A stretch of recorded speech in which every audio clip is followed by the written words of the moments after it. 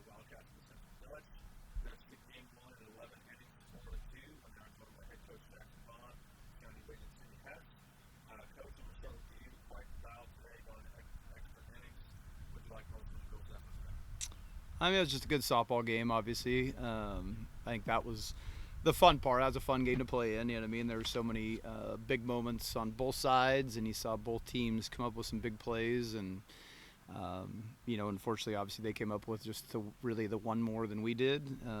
Disappointed, obviously, that we didn't hit better. Obviously, we had some opportunities early in the game. I think in the first 4 innings, we left like 8 kids on base, and those things come back to haunt you. I thought the more the game went on, they certainly, I think, gained confidence in their ability to play with us. And, you give a team confidence, they're always dangerous. But I thought their pitchers got out of some jams, and, we just couldn't get the hits we needed to when we needed them. And the game was this close. Bryn's home run, was this much over. The game's over. Sid obviously had the big home run to tie it right before that. So, but that's softball. We hit a lot of balls that right to the center fielder that she made some nice plays on, but were pretty well hit off the bat. And I thought we played pretty well defensively. We controlled some of their running game and the bunts and stuff. We played good defense on. It was just, they just came up with 1 or 2 more hits than we did, and obviously the walks were crucial at times. We just gave up a few too many walks. So. But we'll respond tomorrow, and obviously it's a tough road, but it's just playing a doubleheader, which we do all year. So hopefully we can bounce back and get after it tomorrow. Coach, to go back to that 7th inning, obviously Sid ties it up with the homer, and then Bryn almost walks it off, and it ends on the weird double play. I want to walk us through that play at the end of the inning. I mean, it was just a dying fly ball out to right field, and one of those ones that at first looks like it might drop, and then oh crap, the second baseman's going to catch it, and it looked like she was going to catch it, and then the last minute it dropped out of her glove, but the kids unfortunately kind of had their back turned to her when she dropped it, and then they were all out of position because they all went to go back to their original base because they thought she caught it, and then she didn't catch it, so.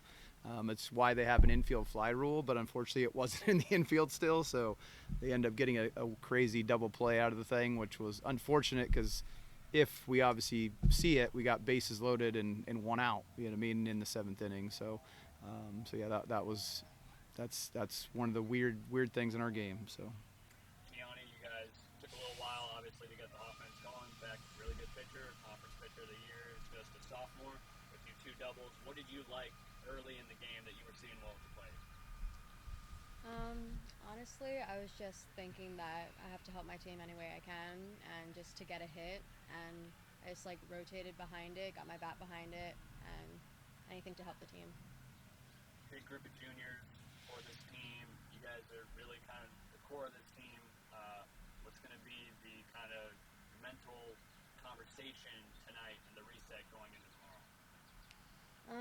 Mental conversation would be just playing for each other and having fun, honestly. That's all we can do. Play for each other, have each other's backs, and just have fun. At the end of the day, just have fun. It's kind of same question as one of the younger players on this team that actually gets to be in the lineup with so much talent. What are you guys as a group just, again, thinking about going into tomorrow? Yeah, kind of just the conversation of whatever your role is on the team, to play your role well and to help your teammates out any way you can, I think is a big thing. So. Still, you guys hadn't had a lot of hits by the time you got that homer off of Beck. You had been dealing all day. What did you kind of see in that at bat? I mean, going into that at bat, I was like, I need to help my team right now. I need to do this for them. They've helped me in so many different scenarios over the season, so that was my thinking. But yeah. Coach, after the Redlands game, you lost, and then I commented about how strong they came back afterwards. As if you did it, you said, hey, this team really wants to win. Yeah. Same situation here. Yeah, I mean, if we don't, we're done. So it's, so they know. But I told the kids, we just got to go in and play softball. The only thing if we don't win tomorrow that we're going to lose is some pride. We've had a great year, and we have a lot of pride, so I'm not saying it's not going to hurt, but we just got to come and play tomorrow and not put too much weight on it, and just play softball and play better. We just didn't execute some things today, and and just see where the ball goes. But like today, just sometimes the breaks don't go your way. You get two even match teams. You're at the end of the year, and Central's record I think doesn't depict how they're playing right now. They played really well in their regional, and they're scrappy and they're well coached, and they do a good job. So it's going to be a tough battle tomorrow. But certainly we're capable. Obviously we're more than capable. We just got to play that way tomorrow. Who's going to pitch? I mean, we'll see. We'll see. Last comment. I was watching. I was down the left field line watching with a woman named Charity, and she had a little dog named Malibu. And when you hit the home run, Malibu didn't care much, but your mom was really excited. Yeah. Yeah, I'm sure she was. And she was very nervous. I think she was more nervous than you were when you came out. Yeah. Parents generally that are. sounds Like her. Parents can't control anything, so it's way more nerve-wracking as a parent. As a player, at least you feel you got some control. Yeah. Circling back to the pitching, 196 pitches for Taya. We've seen her do it before with, games like that, come out the next day and throw a great performance.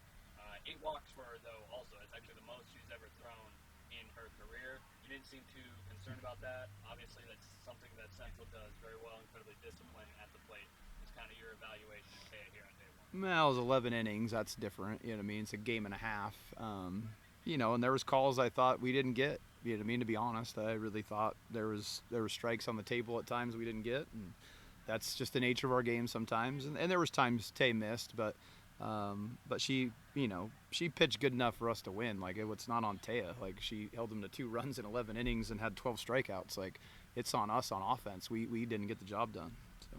Any change to approach on offense? Obviously, a lot of flyouts again today, and pretty aggressive early in the count throughout the first half of that game that started. Yeah, I mean, it just depends. We still had 6 walks, and, we just got to be able to pick and choose our times. The Shaven kid comes in, does a good job throwing a lot of off-speed stuff, and I thought our kids did a good job laying off it, but if she's throwing it for strikes, it allows her to get ahead in the count a little bit and dictate. So we'll see. They got 3 pitchers, so, if we play well, we're going to see all 3 tomorrow. So we just got to be ready to go. All right, thanks, guys. Yep. Thank you.